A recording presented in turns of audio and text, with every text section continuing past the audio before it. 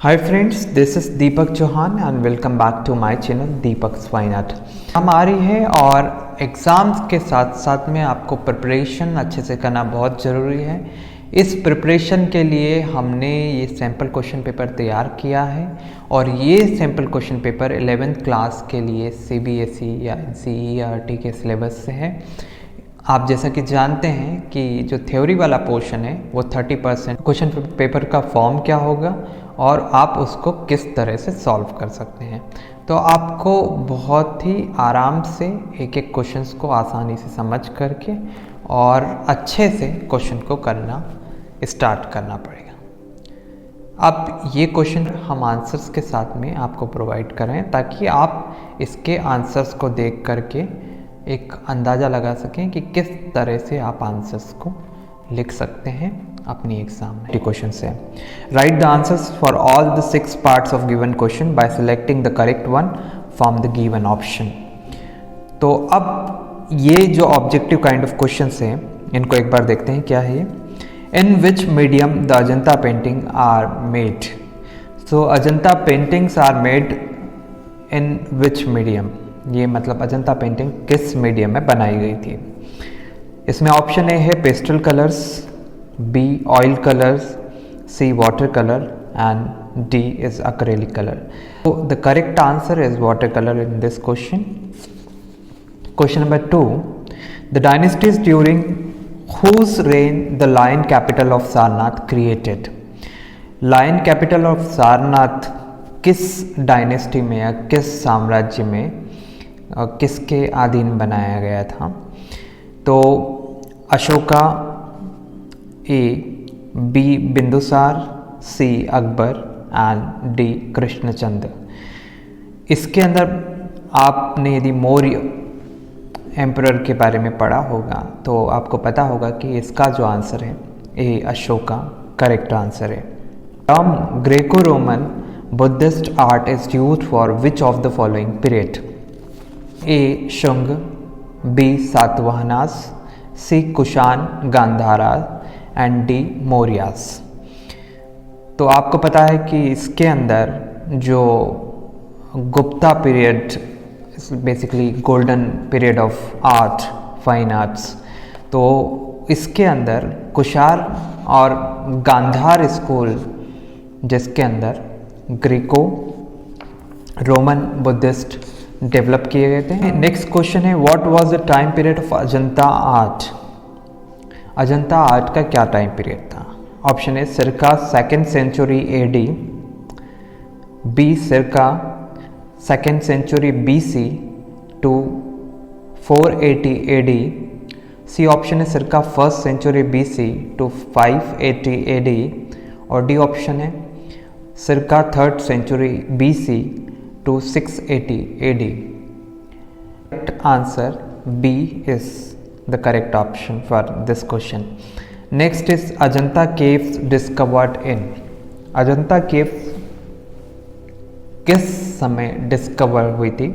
इसके अंदर है ए 1917, बी सी 1971, सी CE 1817 और D CE 1971. So all like because of almost the last digits you see, it's just like sometimes question paper comes like this, इस तरह के बनते हैं ताकि उसके अंदर थोड़ा सा कॉम्प्लिकेशन क्रिएट किया जा सके ताकि जो उसको सॉल्व कर रहे हैं वो यदि उसको कंफर्म जानते हैं तो ही उसको वो सॉल्व कर सकते हैं। तो the correct option is C for this question, that is CE 1817. So Ajanta caves discovered in CE 1817. Now the next question is painting Bodhisattva Padmapani is created in cave number। Bodhisattva Padmapani painting किस केव में या किस गुफा के अंदर, अजंता की किस गुफा के अंदर अवेलेबल है, ये क्वेश्चन इसमें पूछा गया है या किस गुफा के अंदर ये क्रिएट की गई थी। So cave number 1, cave number 9, cave number 16 and D is cave number 17।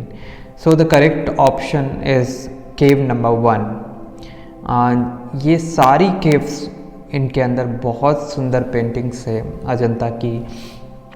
Now section B में आते हैं। अब यहाँ पर सेक्शन बी में आप देख रहे हैं कि इस number second is which 3 aspects of Hindu divinity are symbolized in the Trimurti sculpture. यहाँ पर हिंदू डिविनिटी के 3 एस्पेक्ट्स दिखाई गए हैं इस पेंटिंग के अंदर। वो 3 एस्पेक्ट्स क्या हैं? आप इससे क्वेश्चन से तो आप समझ चुके हैं कि त्रिमूर्ति मतलब ये जो स्कल्पचर की बात की जा रही है वो 3 हेडेड स्कल्पचर है, ट्रिपल हेडेड स्कल्पचर है। इसके अंदर जो शिव है उनके 3 फॉर्म को दिखाया गया है। अब 3 फॉर्म के अंदर किस हेड में क्या है आपको सिर्फ उसके एस्पेक्ट को बताना है, ठीक है। तो ऐसे ही आप जैसे कि आंसर शीट में देख रहे हैं कि 3 हेडेड स्कल्पचर के अंदर जो फर्स्ट हेड है, द सेंट्रल हेड, वो रिप्रेजेंट करता है meditation of the god Shiva as the yogi Yogeshwar in deep meditation. तो जो पहला हेड है वो डीप मेडिटेशन को रिप्रेजेंट करता है। जो सेकंड हेड है, जो राइट फेस है, is actually Aghora Bhairava, that is dreadful aspect of the god, जो गॉड का एक ड्रेडफुल एस्पेक्ट है। फिर जो थर्ड फेस है that is in the left which is feminine aspect, या जो शिव शक्ति को रिप्रेजेंट करता है। तो उसका एस्पेक्ट हुआ द पावर ऑफ शिवा, या सो शिव शक्ति को रिप्रेजेंट करने वाला। अब इसी के अंदर और में भी एक क्वेश्चन दिया है। वो क्वेश्चन है mention the 2 main pre historical paintings of Bhimbetka included in your course of study. तो इसके अंदर आपको प्री हिस्टोरिकल पेंटिंग्स जिसके अंदर जो कि भीमबेटका के अंदर बनाई गई थी उसके बारे में आपको बताना है। तो भीमबेटका के अंदर जो पेंटिंग बनाई गई थी उसमें आपने 2 पेंटिंग्स का नाम सुना है और आप कॉपीज़ को यदि देख रहे हैं स्क्रीन के ऊपर तो आप ये आंसर देखिए। इसके अंदर जो 2 पेंटिंग्स है, रॉरिंग एनिमल्स या विजार्ड्स डांस, ये 2 पेंटिंग्स के बारे में आप लिख सकते। Subject matter of paintings and sculpture found in Ajanta painting, ये थर्ड क्वेश्चन है। इसके अंदर आपको क्या करना है कि आपको अजंता पेंटिंग्स का सब्जेक्ट मैटर लिखना है कि अजंता पेंटिंग वाकई में किस चीज़ के ऊपर बनाई गई थी, कि उनका सब्जेक्ट मैटर क्या था। तो अजंता पेंटिंग्स जो है वो बुद्ध के जीवन पे बनाई गई थी, बुद्ध के लाइफ के ऊपर बनाई गई थी। और ये जो पेंटिंग्स हैं एक्चुअली कम्प्लीटली बेस्ड ऑन जातक स्टोरीज़, और जातक स्टोरीज़ में जो भी बुद्ध ने जन्म लिए उन जन्म की एक अपनी स्टोरी है और उन स्टोरी के ऊपर ये जो पेंटिंग्स हैं सिम्बलाइज्ड की गई, बनाई गई है। Next question is name the 2 main in sculpture included in your course of study from Indus Valley Civilization। अब इसके अंदर 2 स्कल्पचर्स के बारे में आपको बताना है included in your course of study, ठीक है। अब इंडस वैली सिविलाइजेशन के तो आपने बहुत सारे स्कल्पचर्स के बारे में पढ़ा होगा, लेकिन सिर्फ आप 2 स्कल्पचर्स को यहाँ पे मेंशन कर, मेल टॉर्सो के बारे में लिखिए और दूसरा है मदर गॉडेस। दोनों स्कल्पचर बहुत नोन स्कल्पचर हैं इंडस वैली सिविलाइजेशन के, और आप इनके बारे में इसमें आंसर में लिख सकते हैं। आप नेक्स्ट सेक्शन पे देखेंगे तो हम यदि देखेंगे इसके अंदर जो इंस्ट्रक्शन दिया है वो right answers for each of the 2 parts of given question is about 100 words. तो 100 वर्ड्स के अंदर ही हमको इसके जवाब को देना है। अब इसके अंदर क्या है, aesthetically appreciate mother goddess sculpture. Mother goddess के स्कल्पचर को हमने, जैसे कि मैंने बताया कि आपको इंडस वैली सिविलाइजेशन के अंदर ये स्कल्पचर उम्दा तरीके के आर्ट को रिप्रेजेंट किया गया है। फिर इसके और में एक क्वेश्चन है, aesthetically appreciate seated Sarnath Buddha of the Gupta period. Gupta period के अंदर जो सीटेड बुद्धा हैं उनको हम किस तरह से रिप्रेजेंट कर सकते हैं। तो इसके अंदर हम जो बुद्धा के फॉर्म को दिखाएंगे कि किस तरह से बुद्धा बैठे हैं, पद्मासन में हैं, उनके हाथों की मुद्रा क्या है। तो आप इस क्वेश्चन को जब अटेम्प्ट करते हैं तो आपको इसके अंदर बहुत ही ध्यान से बुद्धा के स्कल्पचर्स को ऑब्जर्व करना चाहिए और फिर उसके बाद में आप इस आंसर को अच्छे से लिख सकते हैं। इसके बाद जो नेक्स्ट क्वेश्चन है वो how do you differentiate between a chaitya and vihara cave. So Ajanta caves दो तरह की केव्स हैं, जिसमें एक तो चैत्यास है और दूसरी है विहारास। जो चैत्यास हैं वो एक्चुअली बुद्ध की पूजा के लिए बनाई जाती थी। The main aspect of the chaitya is to worship Buddha in caves. और जो नेक्स्ट है viharas, that is for the residential purpose of monks, the Bodhi monks. Question is in section D. Section D जो क्वेश्चन है, ये दोनों क्वेश्चंस आपको अटेम्प्ट करते समय आपको ध्यान रखना है कि इनके अंदर 200 वर्ड्स का आंसर, मतलब आपको इसके अंदर लॉन्ग आंसर्ड क्वेश्चन दे रखा है। अब लॉन्ग आंसर्ड क्वेश्चन को आपको किस तरह से करना है, जैसे right an essay on Gupta art sculpture. तो जैसे आपसे यहाँ पर गुप्ता आर्ट स्कल्पचर्स के बारे में पूछा, तो आप सबसे पहले तो गुप्ता आर्ट के बारे में लिखेंगे कि इट्स गोल्डन आर्ट एज और उसकी सारी स्टार्टिंग कब हुआ, जैसे कि आप स्क्रीन पे देख रहे हैं, ठीक है। उसके बाद में आप जब गुप्ता आर्ट को डिस्क्राइब कर देंगे तो फिर अब आपको जो आंसर लिखना है उसके अंदर आप Mathura art of Gupta period और सेकेंड इज गांधार। तो मथुरा और गांधार में स्कल्पचर्स किस तरह के बनाए जाते थे और वो कैसे रिप्रेजेंट किए जाते थे, तो आप इस आंसर में इस तरह से लिख सकते हैं। इसके बाद इसके और में क्वेश्चन है right a detailed note on Mauryan art along with the sculptures. अब मौर्यन आर्ट के बारे में इसमें पूछा गया है और इसमें उन्होंने कहा है कि आपको स्कल्पचर्स को भी मेंशन करना है।